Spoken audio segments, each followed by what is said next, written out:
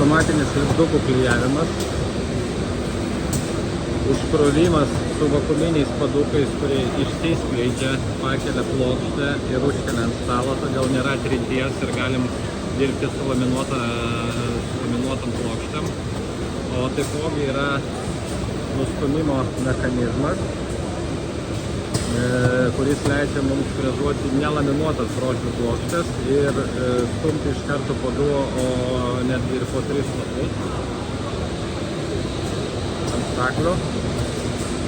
Tuo metu, kai staklės dirba, yra klijuojami lipdukai.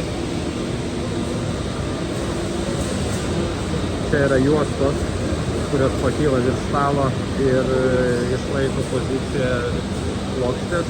Iš kitos pusės yra cilindras, kuris supozicionuoja plokštę į šitą atramą, o šitą atramą prispaudžia plokštę prie atramos kitam gale. Tai reiškia, mūsų ruošinys visada yra nuliniam taške teisingo kampu vietos.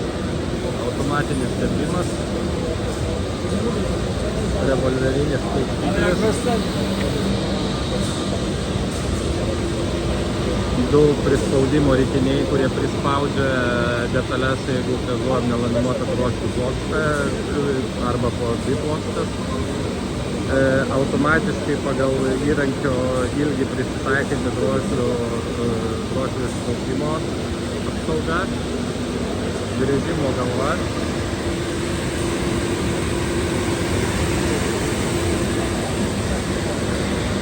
Nukrovimo stalas su optiniu davikliu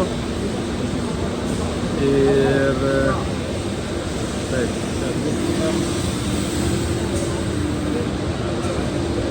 ir valdymas, kuriame galim įkelti sąrašą iš CSV failo sąrašą apdirbimų plokščių, tai yra kiek lapų, pavyzdžiui, turim automatiniam užkrovime. Čia galim įkelti visą sąrašą ir paspaudę mygtuką Start pasileidžia programa. Kai baigia programą, užkrauna automatiškai sekančią ir paspaudus mygtuką Start tęsiamas apdirbimas. Operatorius tuo metu nurinkinėja detalės ir transporterinis diržas visą laiką jam priartina prie jo.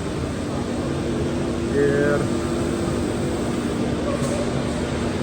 21-31 auto modelis.